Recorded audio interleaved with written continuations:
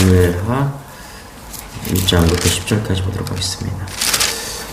할렐루야. 오늘도 말씀으로 시작하는 여러분 사랑하고 축복합니다. 말씀 붙드시고 생명의 삶을 사시기 바랍니다. 사무엘하 1장 1절부터 10절까지 교독하도록 하겠습니다. 사울이 죽은 후에 다윗이 아멜렉 사람을 쳐 죽이고 돌아와 다윗이 시글락에서 이틀을 머물더니 사흘째 되던 날에 한 사람이 사울의 진영에서 나왔는데 그의 옷은 찢어졌고 머리에는 흙이 있더라. 그가 다윗에게 나와 땅에 엎드려 절하매 다윗이 그에게 묻되 너는 어디서 왔느냐 하니 대답하되 이스라엘 진영에서 도망하여 왔나이다 하니라. 다윗이 그에게 이르되 일이 어떻게 되었느냐 너는 내게 말하라. 그가 대답하되 군사가 전쟁 중에 도망하기도 하였고 무슨 가운데에 엎드려져 죽은 자가 많았고 사울과 그의 아들 요나단도 죽었나이다 하는지라. 다윗이 자기에게 알리는 청년에게 묻되 사울과 그의 아들 요나단이 죽은 줄을 내가 어떻게 아느냐.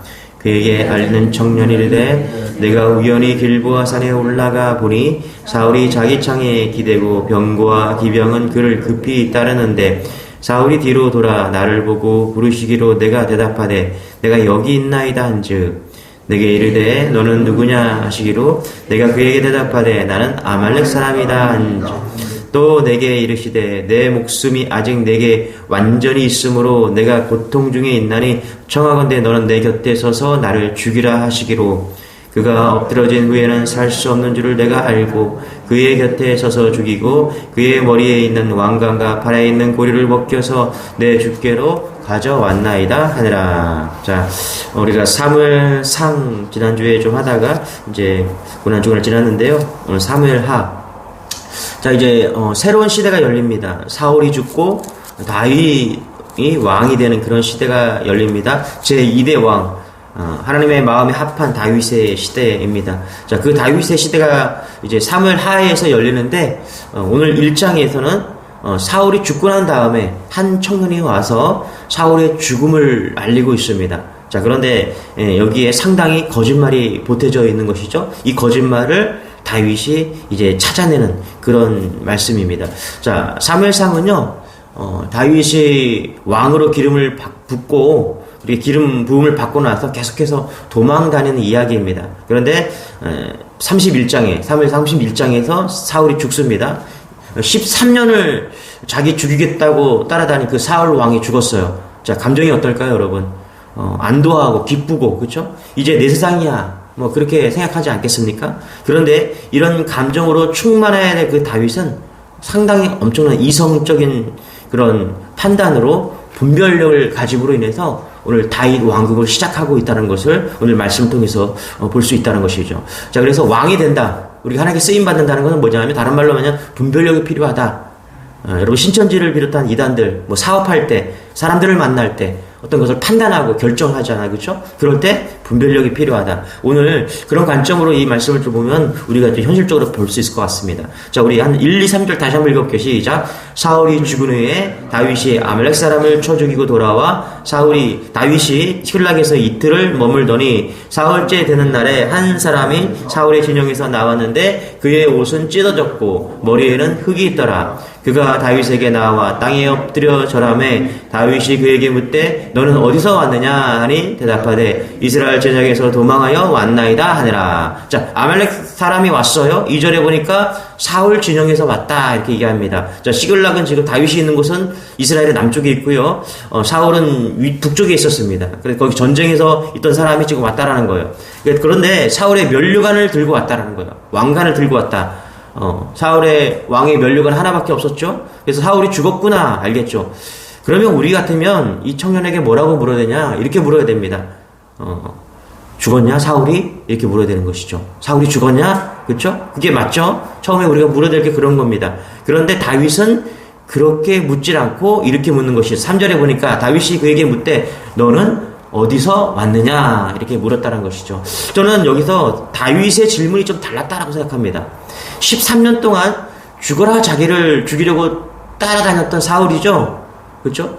그러면 사울이 죽었냐 이게 좀 궁금하겠죠. 궁금하지 않겠어요? 그런데 죽었냐가 아니라 너 어디서 왔냐 이렇게 묻고 있다라는 거예요.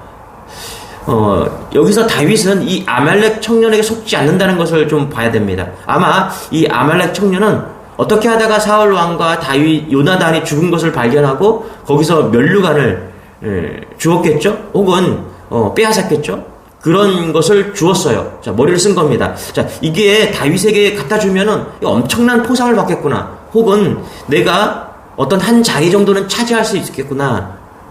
그렇게 생각을 한 것 같아요. 여러분, 우리가 위기 상황에 놓이면 속기 쉽죠. 돈이 필요해요. 돈이 없는데 누가 돈을 갖다가 줘요. 그러면 대부분 반응은 뭐냐면, 곧장 할렐루야! 그렇죠? 하나님이 나를 사랑해 필요한 돈을 갖다 줬구나. 이렇게 생각할 수 있다면, 이거는 훈련을 좀 더 받아야 되는 거예요. 이게 웬 돈이냐? 그러면 안 되고요. 그 돈이 어디서 왔어? 이렇게 물어야 될 거죠. 그렇죠? 그래서 돈 그냥 받았다가 망한 사람이 되게 많다는 거예요. 이 돈의 출처가 어디야? 이것부터 물어야 된다. 이게 웬 돈이야? 이게 아니라 이 뿌리가 어디냐? 물어야 된다는 거예요. 우리 대학 청년이 재수를 하다가 대학에 붙었어요. 자, 그러면 할렐루야, 붙어서 축하해. 이거보다 그때 물어야 되는 게 뭐냐면, 너 하나님의 사람이야. 너가 지금 대학교 붙은 거는 네 노력으로 된 게 아니야. 하나님이 너를 그렇게 보내신 거야. 그때 중요할 때 네가 어떤 사람이냐를 깨우쳐 주는 것이죠. 또 이런 것도 있어요, 여러분. 나이가 좀 찼어요. 결혼을 아직 못했어요. 근데 배우자감이 나타났어요. 키도 크고 잘생기고 좀 좋은 차도 타고 나타났어요. 곧장 할렐루야 그러는 게 아니라 물어야 돼요. 뭐라고요? 너 어디서 왔느냐. 그치? 너 어디서 왔니? 물어야 된다는 거예요. 그렇게 묻지 않으면 위기 순간에 우리가 다 속고 넘어지게 된다는 거예요. 돈이 없는데 돈이 생겼어요. 할렐루야. 대학이 절실한 붙었어요. 배우자가 곧장 나타났습니다. 할렐루야. 아니에요. 너 어디서 왔니? 물어야 된다는 거예요. 여러분, 유혹은 항상 좋은 곳에서부터 옵니다. 유혹은 항상 그렇게 와요. 그럴 때 우리가 유혹을 이길 수 있고 좋은 분별력을 가질 수 있는 오늘 그런 메시지가 계속해서 나옵니다. 우리 4절입니다. 같이 한번 읽고 시작. 다윗이 그에게 이르되 일이 어떻게 되었느냐? 너는 내게 말하라. 그가 대답하되 군사가 전쟁 중에 도망하기도 하였고 무리 가운데 엎드려 죽은 자도 많았고 사울과 그의 아들 요나단도 죽었나이다 하는지라. 자, 다윗이 그에게 또 물어요. 뭐라고요? 어떻게 되었느냐? 그렇죠? 어떻게 되었느냐? 일이 어떻게 되었느냐? 이렇게 묻는다는 것입니다. 하나님에 대한 말이 하나도 안 나와요, 여기 보면요. 그러면서 뭐라고 그러냐면, 다윗이 정말 좋아해야 될 그 대답을 하고 있는 거예요. 사울 왕도 죽었고, 요나단도 죽었습니다. 이거 되게 좋은 말이죠. 그러면 또 5절에 뭐라고 그러냐면, 이렇게 물어요. 같이요. 시작.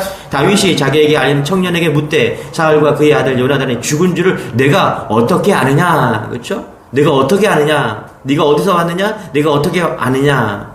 질문을 계속하는 거예요. 좋은 질문이죠.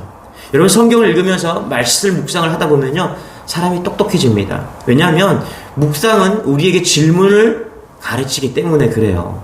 질문만 잘해도 여러분 똑똑한 사람이 되는데요.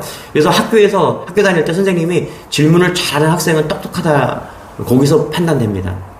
그냥 선동에 휩쓸리고 대세를 따르는 것이 아니라 지금 다윗이 묻고 있는 거예요. 자, 6절에도 한번 볼까요? 같이 시작. 그에게 알리는 청년이 이르되 내가 우연히 길보아 산에 올라가 보니 사울이 자기 창에 기대고 병거와 기병은 그를 급히 따르는데, 그러니까 여기 보니까 우연히 길보아 산에 올라갔다가 이렇게 말합니다. 여러분, 사울이 자기를 불렀대요. 사울이 죽기 전에 자기를 불렀대요. 지금 이 청년을 부른 거예요. 그런데 뭐라고 그래요? 우연히 불렀다. 여러분, 얘기를 잘 묵상해보면요, 신앙인이 쓰는 단어가 있고 그렇지 않은 단어가 있습니다. 신앙인 말 가운데, 우리가 쓰는 말 가운데 우연이란 말은 없죠. 우리는 우연히 이런 말 안 씁니다. 하나님의 섭리라고 해요. 하나님의 계획이라고 하고 하나님의 은혜라고 말합니다. 어떤 집사님이 그래요. 팔자가 사나워서 이번 생은 이게 최선이래요. 이번 생은 이게 최선이래요. 여기까지래요. 여러분, 내세가 있나요? 전생이 있나요? 그렇죠? 없습니다. 그러니까 여기서 우연히 만났다라는 거, 냄새가 나죠? 그래서 다윗은 8절에 전곡을 찌릅니다. 같이 한번 읽어볼게요. 시작. 내게 이르되 너는 누구냐? 그렇죠? 하시기로 내가 그에게 대답하되 나는 아멜렉 사람이다. 그렇죠? 다윗이 전곡을 확 찔러서 너 누구야? 그렇죠? 이렇게 하는 거예요. 그랬더니 깜짝 놀라서 아멜렉 사람입니다. 여러분, 아말렉 사람이 누굽니까? 아말렉이 누구예요? 출애굽기 17장에 보면은 이스라엘 뒷공문을 쫓아와서 이스라엘 괴롭힌 그게 아말렉입니다. 그렇죠?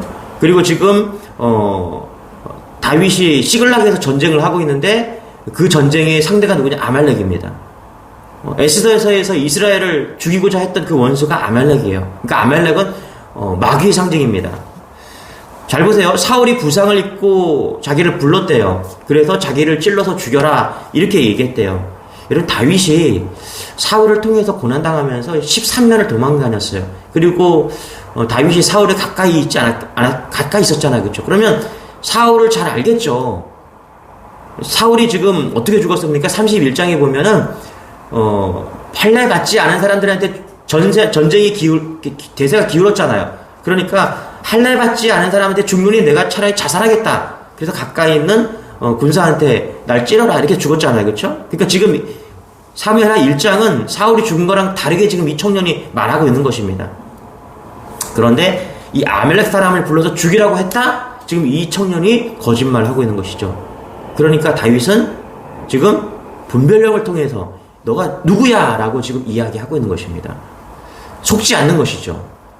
여러분, 여기에 다윗 왕이 지금 다윗이 이스라엘을 이제 만들면서 어떤 분별력을 만들긴가를 지금 계속해서 보고 있는 거예요. 자, 우리 14절 15절이 핵심인데요. 우리 같이 한번 읽어볼게요. 시작. 다윗이 그에게 이르되 내가 어찌하여 손을 들어 여호와의 기름 부음 받은 자 죽이기를 두려워하지 아니하였느냐 하고 15절 다윗이 청년 중 한 사람을 불러 이르되 가까이 가서 그를 죽이라 하매 그가 침에 곧 죽으니라. 최고의 분별력은 뭐냐면, 여러분, 우리가 어떤 선택을 내리고 판단할 때 최고의 분별력은 뭐냐면 하나님의 관점에서 바라보는 것입니다.